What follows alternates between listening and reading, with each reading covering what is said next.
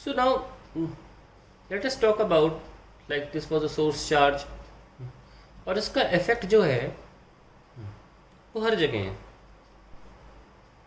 है ना। इफेक्ट मतलब कहीं भी आप चार्ज रखोगे तो आपको उसका इफेक्ट महसूस हो जाएगा चार्ज के मूवमेंट की वजह से। आप लेकिन रखते एक ही जगह, आप पूरा एक स्फीयर नहीं बना देते क्यूएस के चाहूँ और जिससे कि आपको पूरा स्फीयर सिकुड़ता या फैलता दिखे। अगर आपने क्यू नॉट चार्ज रखना है तो वो ऑब्वियसली फैलेगा क्योंकि ये रिपेल करेगा। तो ये पूरे स्फेरिकल रीजन में क्यूएस का वर्चस्व है। एक इफेक्ट लाइट की स्पीड से फैल रहा है जो जैसे जैसे दूर जा रहे हैं उसके हिसाब से ये कम भी हो रहा है, क्योंकि हम पता है कि इलेक्ट्रिक फील्ड जो है 1/r²। ना इस पूरे रीजन में जो इफेक्ट है, हम अक्सर इलेक्ट्रिक फील्ड लाइंस को भी बोलते हैं। इलेक्ट्रिक फील्ड लाइंस भी एक शब्द आता है, यही हमारा नया शब्द है अभी इस वीडियो में कि एक्चुअली इलेक्ट्रिक फील्ड लाइंस है क्या। Electric field lines is a representation, जैसे लाइट का रिप्रेजेंटेशन करते हैं रे ऑफ लाइट से, is a representation of the force, है ना, या कह सकते हैं और effect of force on the charges around. तो अल्टीमेटली हम ये बात कर रहे हैं कि ये फोर्स को दर्शाता है इलेक्ट्रिक फील्ड लाइंस, और सारी कलेक्टिवली फील्ड लाइंस को ऐसे collectively all the field lines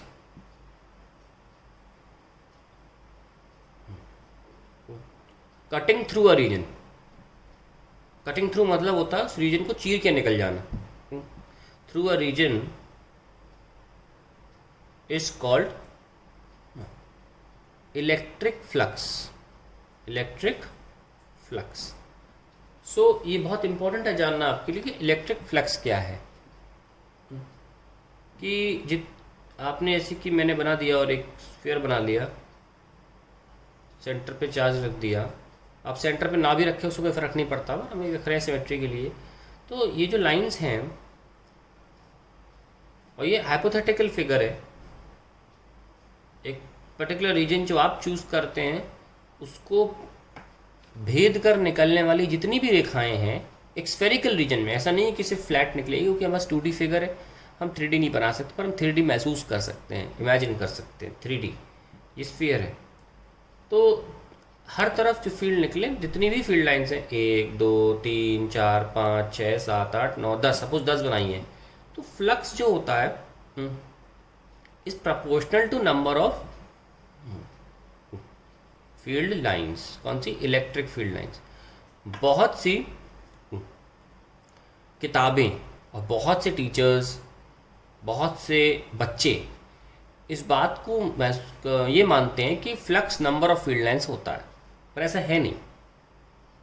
flux proportional to number of field lines होता है। ठीक है, ये सिर्फ ये बताता है कि किसी रीजन में कितनी फील्ड लाइंस हैं। ठीक है, जैसे कि, और मैं आपको बताऊं द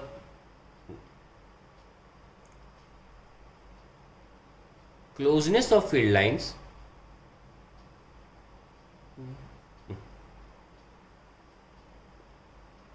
जितनी करीब हैं tells us that electric field at that region is higher. ठीक है, एंड जहाँ पे कम है उधर हम इलेक्ट्रिक फील्ड की इंटेंसिटी बोलना चाहिए, at that region is higher. जिससे आप देख सकते हैं कि हम पता है कि E प्रोपोर्शनल टू 1/r² होता है। जैसे जैसे हम दूर जाएंगे इलेक्ट्रिक फील्ड जो है, वो इलेक्ट्रिक फील्ड की जो इंटेंसिटी है, स्ट्रेंथ है, वो कमज़ोर होती चली जाएगी। आप देख सकते हैं कि आप एक सर्कल और बना लीजिए, और यहाँ पर किन्हीं भी दो फील्ड लाइन्स के बीच में जो दूरी है वो कम है। जब आप दूर जाते हैं तो वो दूरी बढ़ जाती है। आप देख सकते हैं किस तरीके से स्प्रेड हो रही है।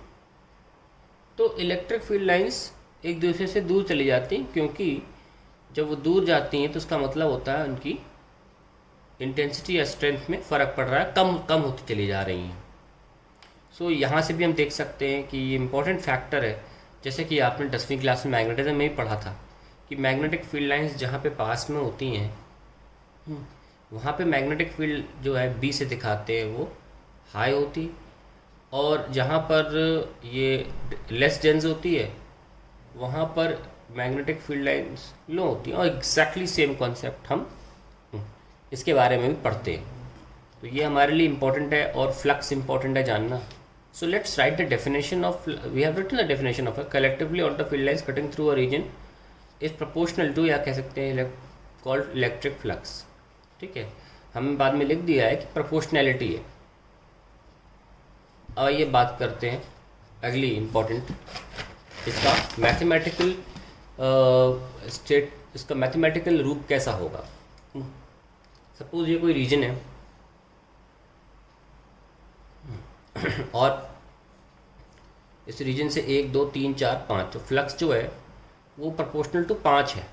तो अभी हमने बहुत स्पेसिफिक तरीके से बताने के लिए ऐसा किया, हम नहीं मान रहे 5 है, मान रहे n नंबर से जो भी है। और किसी जगह की करीब लाइंस और ज़्यादा दूर लाइंस इलेक्ट्रिक फील्ड इंटेंसिटी को दर्शाती भी हैं। तो number of electric field intensity को दर्शाती हैं, सॉरी इलेक्ट्रिक फील्ड लाइंस नहीं, इलेक्ट्रिक फील्ड को दर्शाती हैं। और नंबर ऑफ लाइंस के प्रोपोर्शनल फ्लक्स होता है।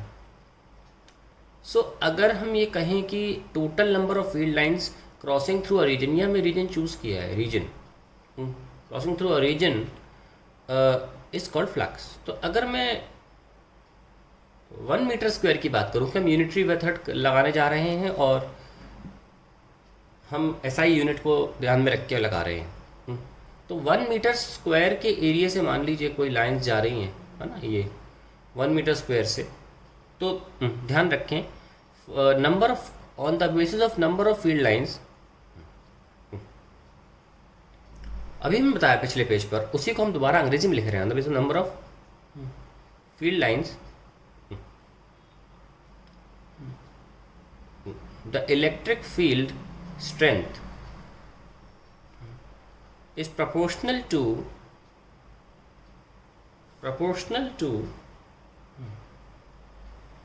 the number of electric field lines crossing through an area of 1 unit। और अभी SI यूनिट के लिए लिख देते हैं 1 मीटर स्क्वायर। यानी कि उन्होंने ये कह दिया कि जो 1 मीटर स्क्वायर से निकले उन्हें तो बोलो इलेक्ट्रिक फील्ड, बोल लो इलेक्ट्रिक फील्ड स्ट्रेंथ बोल लो। प्रोपोर्शनैलिटी ध्यान रखना, इक्वल नहीं है, क्योंकि गिनती कभी इक्वल नहीं हो सकती इलेक्ट्रिक फील्ड के या फ्लक्स के। दोनों ही फोर्स को दर्शाते हैं, इफेक्ट को दर्शाते हैं गिवन चार्ज के अपने चहुओं ओर। लेकिन हमको ये पता है कि जहाँ ज़्यादा इलेक्ट्रिक फील्ड लाइन्स होंगी वहाँ ज़्यादा इलेक्ट्रिक फील्ड भी इंटेंसिटी भी होगी। सो इलेक्ट्रिक फील्ड इंटेंसिटी जो है proportional to number of field lines और यूनिट एरिया। तो ये फ्लक्स के हिसाब से डेफिनेशन हम लिख सकते हैं। तो अब हम एक यूनिटरी मेथड का गेम खेलते हैं कि अगर 1 यूनिट एरिया लेंगे तो वहाँ उससे जो नंबर ऑफ फील्ड लाइंस निकलेंगे that will proportional to electric field. तो अगर हम पूरा एरिया ले लेंगे तो E इंटू ए, और इसको फ्लक्स बोला गया है पूरे एरिया को। तो हमें फ्लक्स की डेफिनेशन या फॉर्मूला क्लियर हो जाता है कि फ्लक्स होता है ई ए। अब हम बात करते हैं जनरल केस। ये तो एक स्पेसिफिक केस है, जब हमने देखा specific case when electric field lines cross through perpendicularly the selected surface, तब की बात है। लेकिन अगर मान लीजिए कि ये ऐसा ना हो और जो फील्ड लाइंस हैं वो इस तरीके से गुजरें, ठीक है, इस तरीके से गुजरें, तो क्या किया जाए। तो बड़ी सिंपल बात है, क्योंकि इलेक्ट्रिक फील्ड एक वेक्टर क्वांटिटी है, इसका कंपोनेंट यानी कि इसका असर 2 दिशाओं में बांटा जा सकता है। अभी हम आपको टू डायमेंशनली पढ़ा रहे हैं, इलेक्ट्रिक फील्ड थ्री डायमेंशनल होती है ना, तो हम केवल दो कंपोनेंट लेते हैं इसके। कि एक तो ये हो गया, मान लीजिए ई है, तो यहाँ पे जो अगर हम थीटा ले लें तो हो जाएगा ई कॉस थीटा, और ये वाला कंपोनेंट जो हो जाएगा ई साइन थीटा। तो ये वाला हम अलग से दिखा देते हैं ताकि लाइनों में कन्फ्यूजन ना करे, और ये होता है ई साइन थीटा, और ये एक्चुअली में ओवरऑल ई को हम ऐसे दिखाते हैं। आप देख सकते हैं कि ऐसे बहुत सारे होंगे, मतलब इसके लिए भी आप देख सकते हैं और इसके लिए भी देख सकते हैं, तो ऐसे बहुत सारे ई कॉस थीटाज होंगे, है ना। हर लाइन का अपना एक ई कॉस थीटा होगा और हर लाइन का अपना एक ई साइन थीटा भी होगा। तो हमें देखा E cos theta component of electric field crosses through the selected region,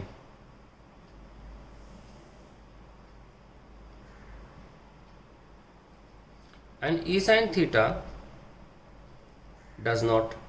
तो फ्लक्स में किसे काउंट करोगे? तो फ्लक्स में तो ई sin थीटा नहीं काउंट हो सकता क्योंकि ये क्रॉस नहीं करता है। तो इसीलिए इन रैंडम केसेस जब टेढ़ी मेढ़ी कैसी भी हो, और जो थीटा जो है वो हम कैसे एंगल लेते हैं देख लीजिए, इलेक्ट्रिक फील्ड का उसके नॉर्मल से, सरफेस के नॉर्मल से। We have already known that कोई भी वो रीजन या सरफेस होता है उसका नॉर्मल, उसका एरिया वेक्टर होता है ना।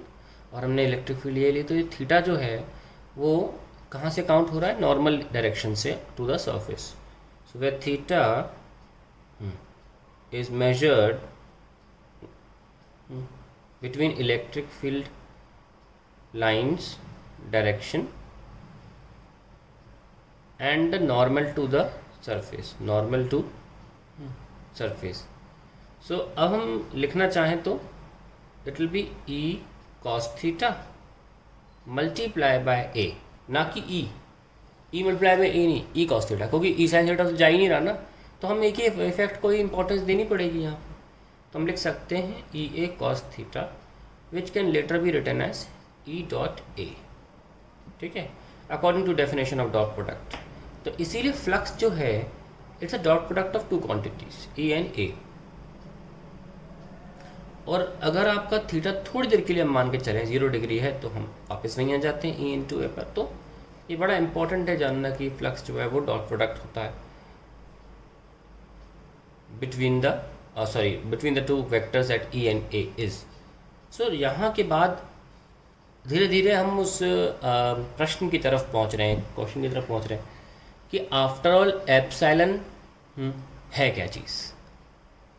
ध्यान रखना, वो पहले इलेक्ट्रोस्टैटिक फोर्स बताया था मैंने कि हम इसको छेड़ेंगे और डायइलेक्ट्रिक कांस्टेंट भी समझाएंगे। अभी के लिए नहीं कर रहे थे ऐसा, धीरे धीरे पहुँच रहे हैं वहाँ पे कि आफ्टर ऑल ये एप्सिलॉन है क्या चीज़।